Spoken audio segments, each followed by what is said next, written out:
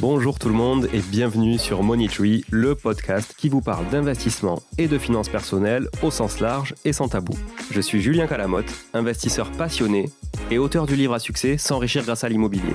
J'avais envie de partager ma façon d'investir, forcément, mais également de découvrir avec vous de nouvelles façons de faire fructifier notre argent. C'est pourquoi j'ai créé ce podcast pour y recevoir des invités qui nous partagent leur savoir et leurs expériences en toute simplicité. J'espère sincèrement que les échanges que je vais avoir avec l'invité du jour vont permettre d'enrichir vos connaissances autant que les miennes. Je vous souhaite une excellente écoute. Salut tout le monde, j'espère que vous allez bien, que je vous retrouve en forme aujourd'hui pour cette capsule solo. Une capsule solo dans laquelle je vais parler de passion solo, mais pas que, parce que je pense que beaucoup partagent aussi cette passion, c'est la rénovation de l'ancien. J'aime pas trop le neuf, je suis pas très fan, mais j'adore l'ancien, j'adore ma signature qui est devenue aussi la signature des rénovations Artae pour nos clients, c'est la niche foraine, vous voyez la niche en briques foraines éclairée, donc ça pourrait être la niche en pierre, par exemple si on était à Bordeaux ou dans le Lot ou dans la région lyonnaise, ça peut être aussi avec de la pierre dorée. En tout cas, j'adore la niche qui éclairée fait ressortir un petit peu le cachet de l'ancien de manière assez subtile, et je trouve que c'est des superbes effets coup de cœur sur de la location mais aussi sur de la revente quand on est marchand de biens ou même quand on a un bien locatif qu'on veut revendre dans quelques années. C'est le petit truc, le petit détail qui peut faire vite la différence. Et puis il y a aussi un autre sujet que j'aime, c'est la menuiserie bois bien travaillé, les petits bois mortaisés, les petits angles, les petites inclinaisons qui vont bien, les dessins, les stucs, j'adore, franchement j'adore ce patrimoine, je me régale pendant les journées du patrimoine à visiter des hôtels particuliers, à visiter des châteaux, voilà, j'adore. Bref, je ne vais pas vous parler de ma passion que certaines doivent partager, mais plutôt du fait que quand vous aimez ça, vous investissez dans des centres historiques souvent, et donc qui dit centre historique dit architecte des bâtiments de France. Et oui, j'ai toujours le sujet de l'architecte des bâtiments de France dans les pattes. Et honnêtement, pour moi, ça n'a jamais été un problème. Mais je sais que pour vous, c'est souvent un problème et vous vous demandez ce qui va bien pouvoir vous autoriser et surtout ne pas vous autoriser parce que c'est souvent le cas. On pense par exemple de suite à la clim, la pompe à chaleur, il faut le mettre pour le DPE, mais la BF il veut pas. Oui, c'est vrai, mais bon, il y a plein d'autres sujets de la BF, il n'y a pas que la pompe à chaleur. Il y en a plein d'autres. Effectivement, mettre une pompe à chaleur sur une façade du 15e siècle, ça fait un peu tâche, parce qu'à l'époque, à mon avis, ils se ventilaient plus avec un éventail qu'avec un split, une unité intérieure de chez Mitsubishi, ou Daikin, pour pas faire de jaloux. Mais en tout cas, je vais vous expliquer surtout qu'est-ce que vous pouvez faire et pas faire et les autorisations que vous devez demander et surtout quel regard à la BF en fonction de là où se trouve votre bâtiment, puisqu'il y a deux principales zones. Il y a les abords de monuments historiques et puis il y a les secteurs sauvegardés. Et ce sont deux types de zones différentes que vous pouvez identifier sur un PLU d'une municipalité. Grosso modo, la première zone, ce sont les abords des monuments historiques et ce sont toutes les zones qui sont situées à 500 mètres autour de tout point bâti d'un monument historique. 500 mètres à vol d'oiseau, c'est quand même assez long. D'autant que des monuments historiques dans des centres historiques, comme son nom l'indique, il y en a beaucoup. Donc ça veut dire que tout ça, ça peut se superposer. Et ça fait quand même, on va dire, un gros jeu de rayons autour des monuments historiques. Donc un rayon de 500 mètres, c'est quand même assez long, ça vous fait un diamètre d'1 kilomètre. C'est quand même pas mal sur les centres historiques, parce que souvent les centres historiques sont quand même assez petits. Donc grosso modo, vous pouvez être quasiment sûr que dès que vous êtes dans un centre historique, vous êtes aux abords d'un monument historique, parce que toutes les églises, la plupart sont classées. Il y a plein d'éléments architecturaux qui sont classés aussi, des grandes places anciennes, historiques, des résultats de fouilles archéologiques, plein de choses. Donc voilà. Alors, c'est quoi le but en fait ? Le but de ces périmètres de protection, c'est de conserver les abords du monument dans son environnement architectural, urbain, paysager, qui en constitue l'écrin.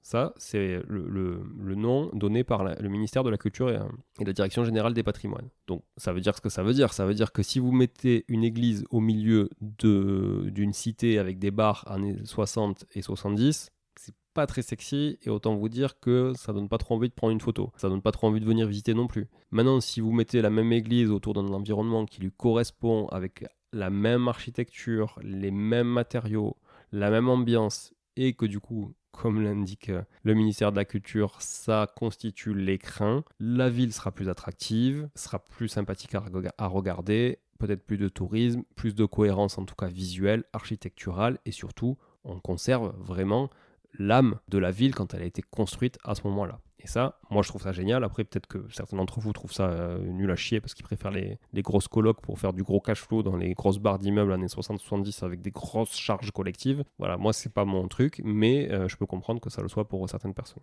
Donc là, l'ABF, il a quand même un enjeu, patrimonial de préserver ces périmètres de monuments historiques. Mais ça veut dire quoi? Qu'est-ce que peut faire l'ABF? Alors, pour commencer, tous les travaux de construction, de transformation ou de modification qui sont de nature à affecter l'aspect d'un immeuble, donc là on parle de l'extérieur de l'immeuble, eux ils sont soumis à autorisation.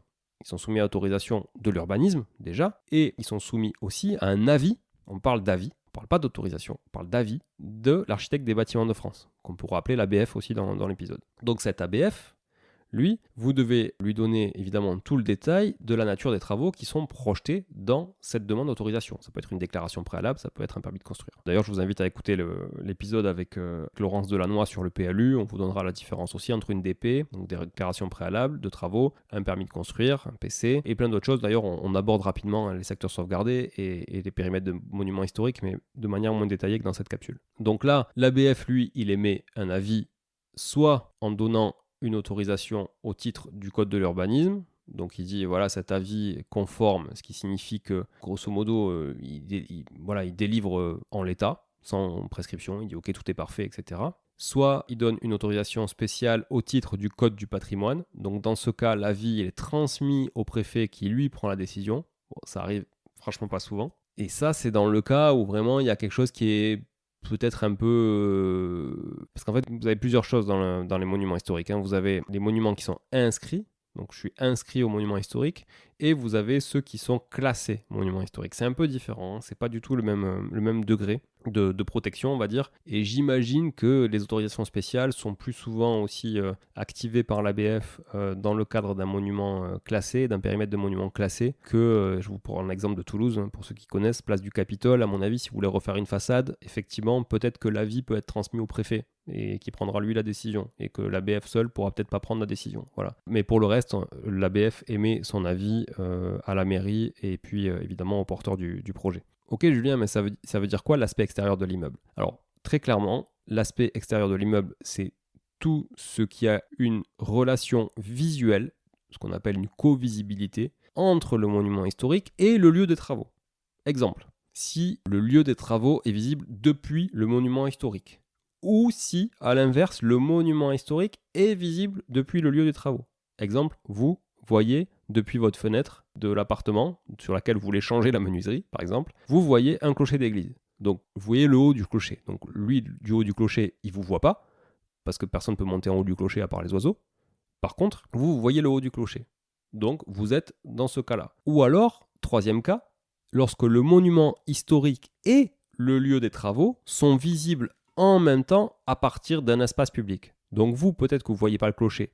Le clocher, peut-être qu'il ne vous voit pas, ou en tout cas une partie de l'église ne vous voit pas. Par contre, vous êtes sur un parc qui est, on va dire, sur un point, ça forme un triangle. Vous êtes sur un parc, et là, vous voyez de ce parc à la fois l'église et à la fois la fenêtre que vous voulez changer, qui donne en façade.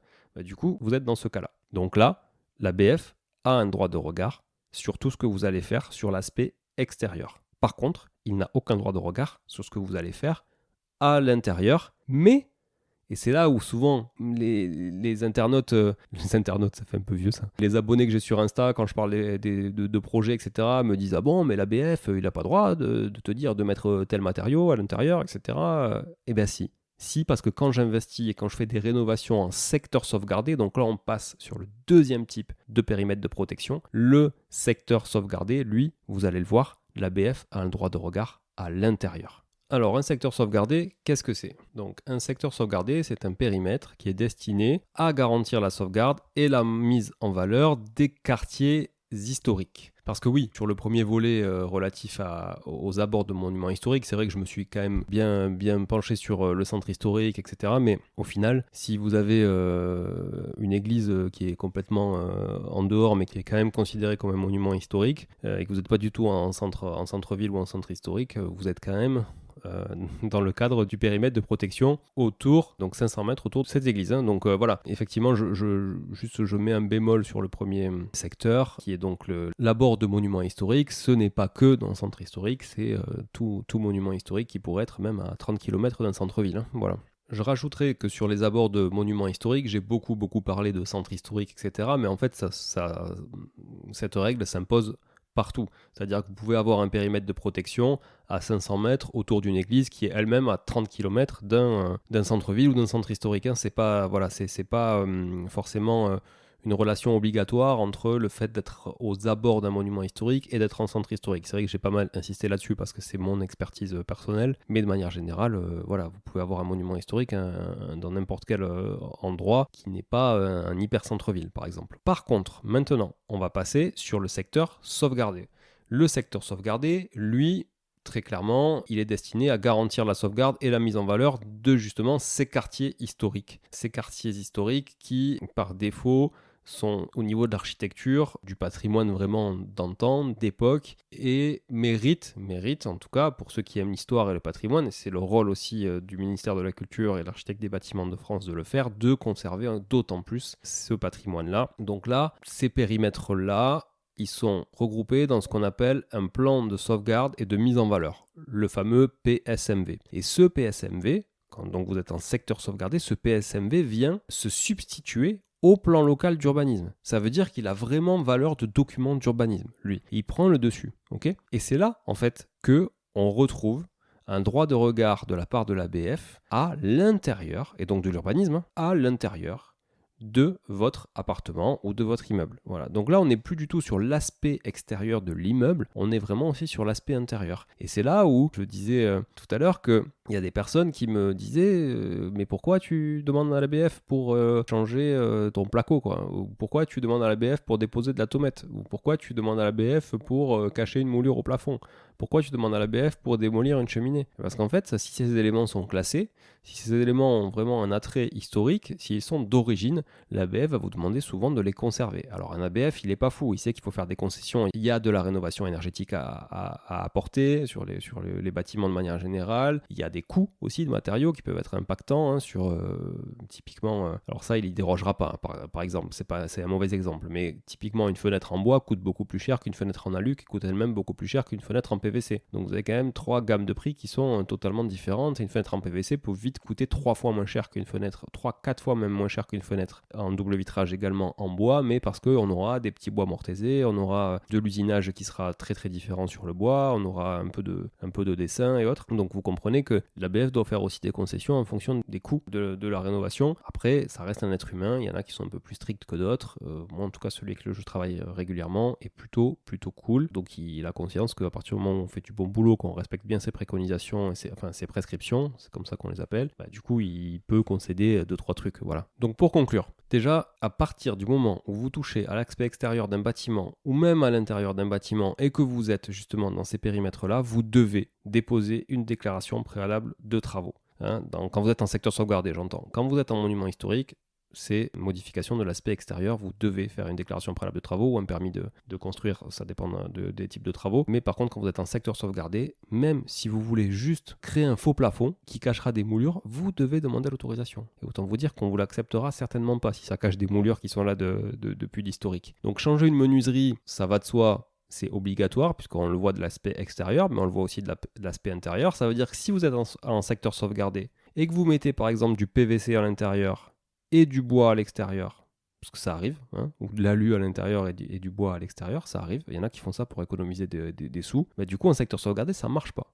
Ça marche pas parce que même à l'intérieur, vous devez avoir la menuiserie comme à l'époque, à l'identique. Par contre, si vous êtes en périmètre de monument historique, a priori, ça devrait fonctionner puisque quand on est en bas dans la rue ou depuis le monument historique qui est concerné, du coup, l'aspect extérieur, lui, semble intact à l'origine puisque vous serez en bois et vous aurez refait exactement la même chose. Secteur sauvegardé, donc attention, on parle vraiment d'urbanisme pur et vous devez, en cas de déclaration préalable, permis de démolir ou permis de construire ou permis d'aménager, vraiment respecter toutes les préconisations, les prescriptions du bâtiment, de l'architecte des bâtiments de France. C'est vraiment très très important. Le dossier doit absolument être instruit par son service pour qu'il puisse donner son accord ou non à ce type de travaux, assorti ou non de prescription. Voilà pour ça. Oui, je reviens sur la conclusion. Faites vraiment des déclarations à l'urbanisme quand vous faites des travaux à l'intérieur. Pourquoi ? Parce que ça vous permettra, en cas de revente, de ne pas avoir à vous justifier auprès du notaire acquéreur qui, lui, va vous demander la conformité, va vous demander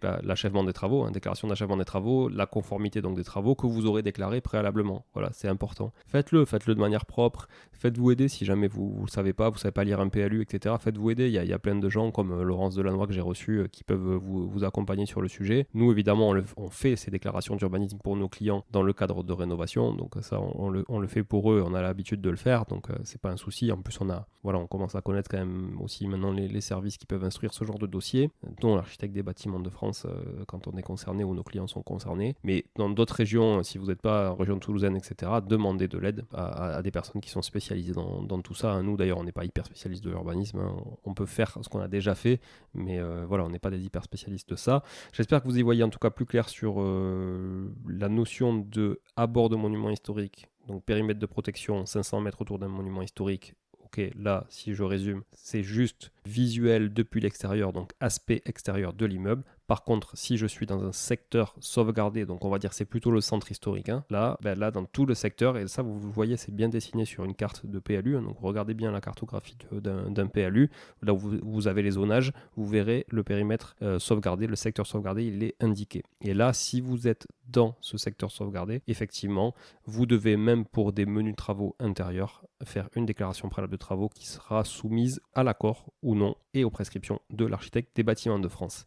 Exemple, ils nous ont par exemple obligés à mettre de la toile tendue au plafond, et ils nous ont obligés à conserver une cheminée et pas l'autre parce que sur une des cheminées il y avait des moulures qui étaient là d'origine et qu'il fallait conserver. Il y avait aussi des moulures au plafond qui étaient répertoriées déjà parce qu'ils étaient déjà passés dans l'immeuble, et ça aussi, dites-vous qu'ils connaissent beaucoup d'immeubles avant vous, et souvent quand vous achetez un immeuble ou un appartement, dites-vous que ces appartements, ces immeubles ont eu une vie avant vous et que potentiellement l'ABF y est déjà passé, ou en tout cas son service, son prédécesseur peut-être ou autre, ou même avant, et donc ils sont capables de répertorier tout ça. Et si par hasard, un jour, ils découvrent que vous avez tout défoncé et que vous avez mis des IPN dans tous les sens, des gros IPN dans tous les sens, et que vous avez flingué des moulures qui étaient là ou des choses comme ça, que vous avez mis du PVC partout, ça pourrait vous retomber dessus. Voilà, alors je n'ai pas regardé la jurisprudence et ce que ça pouvait donner, mais franchement, évitez quand même de le faire un maximum et faites les choses proprement. C'est le seul conseil que je peux vous donner pour conclure cet épisode. Merci à tous de l'avoir écouté jusqu'au bout et partagez-le si vous pensez que ça peut aider du monde. Ciao, ciao.